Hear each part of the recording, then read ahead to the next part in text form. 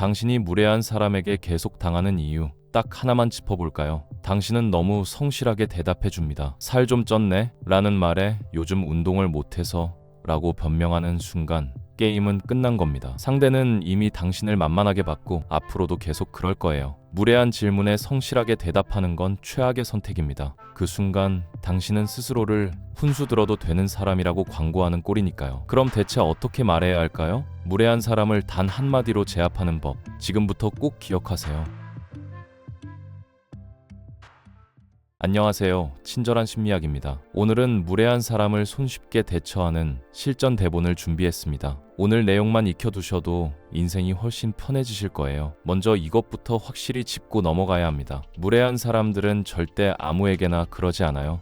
회사에서 부장한테는 못 그러면서 당신한테만 연봉을 묻는 이유가 뭘까요? 친구 중에서도 기가 센 애한테는 한마디도 못하면서 당신한테만 너 그렇게 안일하게 살면 안 되지 라고 말하는 이유가 뭘까요? 답은 간단합니다. 당신이 반응을 해주거든요. 당황한 표정을 짓거나 어색하게 웃거나 변명을 하거나 뭐라도 대답을 해주니까 계속 건드리는 거예요. 무례한 사람들은 선택적으로 공격합니다. 저항이 없는 곳으로만 파고들죠. 그러니까 여기서 가장 중요한 건 이겁니다. 무례한 말에 즉각 반응하지 않는 거예요. 주변에 대처 잘하는 사람은 이럴 때 어떻게 하던가요? 절대로 즉각 반응하지 않습니다. 이제부터 여러분 이렇게 해보세요. 바로 대답해주는 대신 3초만 침묵하세요. 그냥 무표정으로 상대 눈을 똑바로 쳐다보는 겁니다. 말 한마디 안 했는데 상대가 벌써 불편해하기 시작할 거예요. 왜 그래? 농담인데 라면서 자기가 먼저 방어 모드로 들어갑니다. 왜 그럴까요? 사람의 뇌는 예상치 못한 반응에 엄청난 불안감을 느끼거든요. 웃어줄 줄 알았는데 안 웃으니까, 대답해줄 줄 알았는데 대답이 안 나오니까 당황하는 거죠. 이 3초의 침묵이 주는 심리적 압박은 어떤 말보다 강력합니다. 대처 못하는 사람들은 침묵이 불편해서 어떻게든 말로 채우려고 하는데, 대처 잘하는 사람들은 오히려 침묵을 무기로 씁니다. 상대가 불안해서 지쳐 떨어질 때까지 조용히 기다리는 거예요. 그럼 상대는 아니 그냥 별 뜻 없어 라면서 스스로 물러나게 됩니다. 아무 말도 안 했는데 이미 이긴 거죠. 그런데 이것만으로는 부족합니다. 여기서 진짜 결정타가 나와요. 바로 질문으로 받아치는 겁니다. 절대로 질문에 대답하지 마세요. 연봉 얼마야? 라고 물으면 왜요? 연봉이 왜 궁금하세요? 라고 되묻는 겁니다. 머리 스타일이 왜 그래? 라고 하면 뭐가 어떻게 이상한데요? 라고 되묻는 거예요. 이게 왜 효과적일까요? 대화에서 질문하는 사람이 주도권을 갖거든요. 지금까지는 상대가 질문하고 당신이 대답했으니까 당신이 졌던 거예요.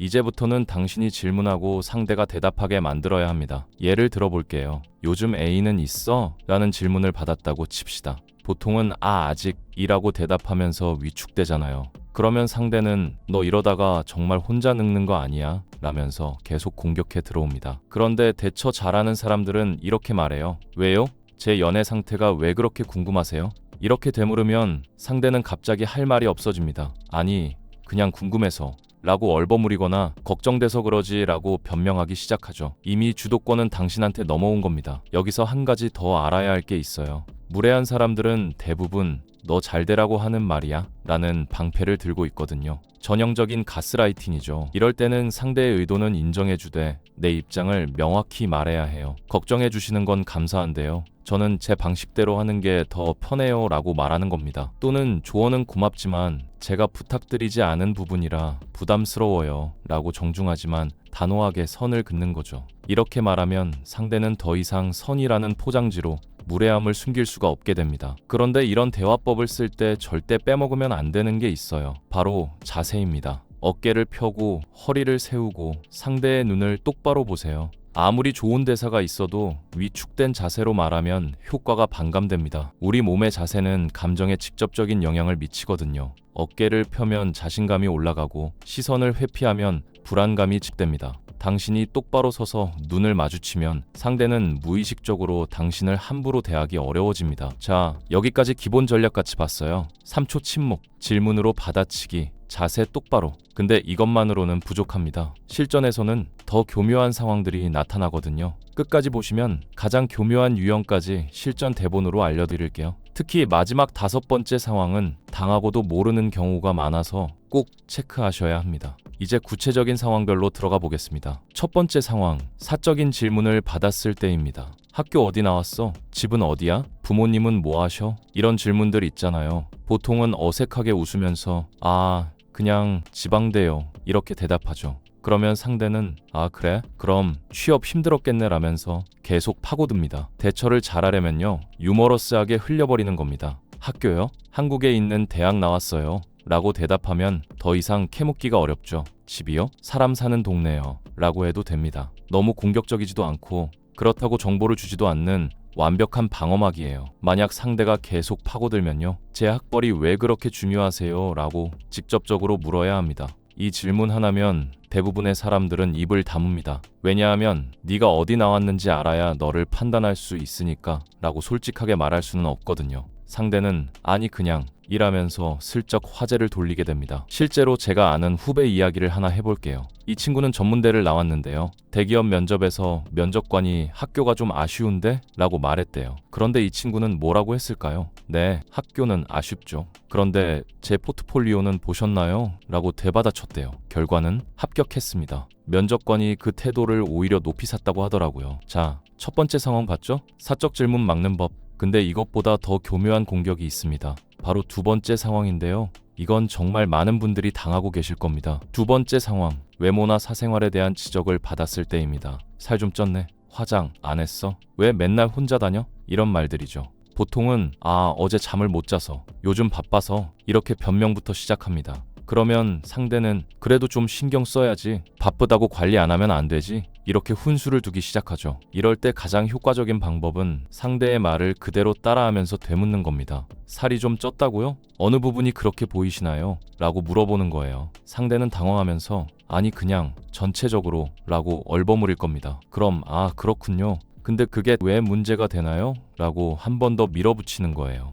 이 시점에서 대부분은 아니 농담이야 농담이라면서 도망갑니다. 그러니까 그렇게 보이세요? 근데 제가 왜 신경 써야 하는지 이해가 안 가는데요 라고 차분하게 되받아치는 거예요. 무례한 말을 한 사람이 오히려 자기 말을 정당화해야 하는 상황이 되거든요. 주도권이 완전히 역전되는 거죠. 근데 솔직히 이 정도는 약과예요. 진짜 골치 아픈 건 세 번째 상황인데 이거 대처 못하면 평생 듣고 살아야 합니다. 세 번째 상황, 인생 조언을 강요하는 사람입니다. 너 그렇게 살면 나중에 후회해. 내가 살아봐서 아는데 내 말 안 들으면 고생할 거야. 이런 식으로 계속 훈수를 두는 사람들 있잖아요. 보통은 네, 알겠습니다 라고 고개 숙이거나 아니면 알아요 라고 짜증내다가 관계가 안 좋아집니다. 이럴 때는 조언은 고맙지만 제가 요청하지 않은 이야기라서요 라고 정중하게 거절합니다. 또는 그 방법이 형한테는 맞았을 수도 있지만 저는 다른 방식으로 해볼게요 라고 말하는 거예요.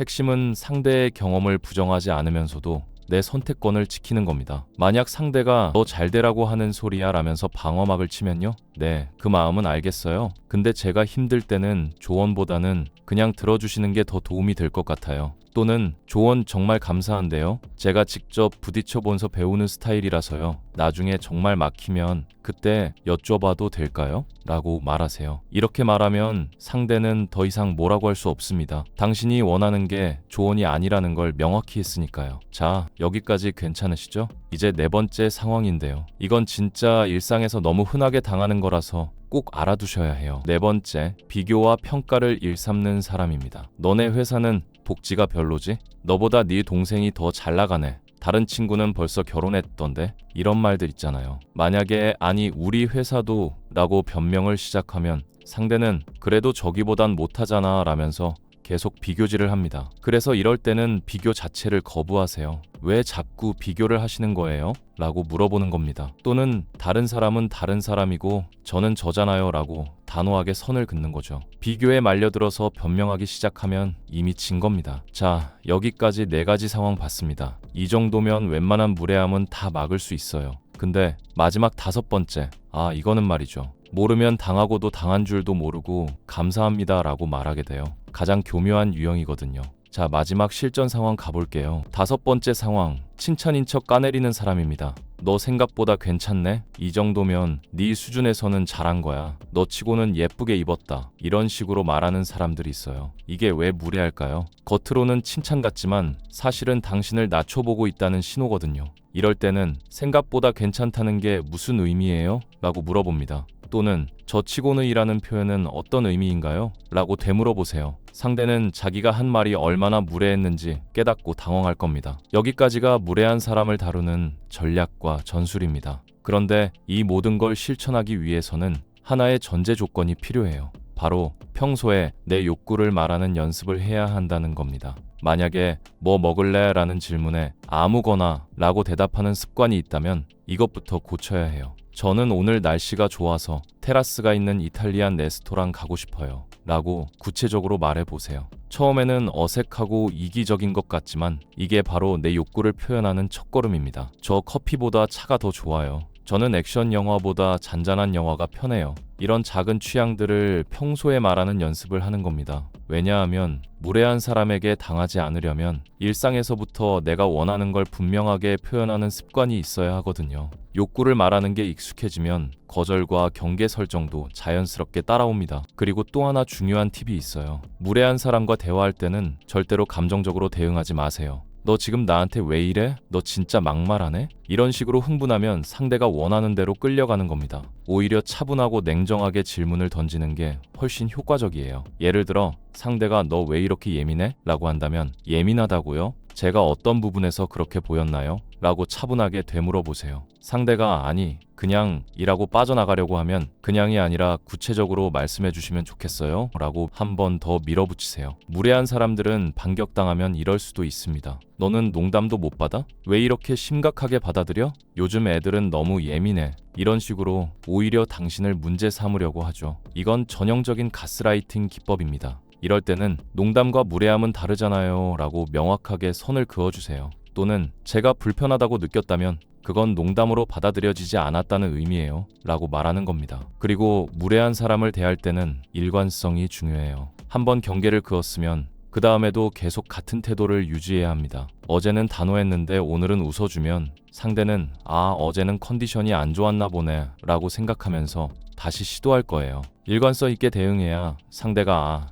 이 사람한테는 함부로 못하겠구나고 받아들이게 되는 거죠. 마지막으로 이 모든 전략이 통하지 않는 사람들도 있어요. 정말로 악의적이거나 당신을 통제하려는 욕구가 강한 사람들이죠. 이런 사람들에게는 대화 자체가 무의미합니다. 이럴 때는 과감하게 관계를 정리하세요. 거리를 두는 겁니다. 무조건 참는 것도 무조건 세게 나가는 것도 답이 아니에요. 상황과 상대를 보고 적절하게 대처하는 게 핵심입니다. 기억하세요. 대답하는 사람은 지고 질문하는 사람이 이깁니다. 그리고 3초의 침묵은 어떤 말보다 강력합니다. 무례한 질문에는 질문으로, 참견에는 명확한 거절로, 가스라이팅에는 냉정한 사실 확인으로 대응하세요. 그리고 무엇보다 평소에 내 욕구를 말하는 연습을 게을리하지 마세요. 우리는 적절하게 인간관계를 관리하는 것이 필요합니다. 나를 아껴주는 사람들에겐 다정하게, 무례한 사람들에겐 적절한 거리를 두세요. 그게 당신이 배워야 할 가장 중요한 인생 기술입니다.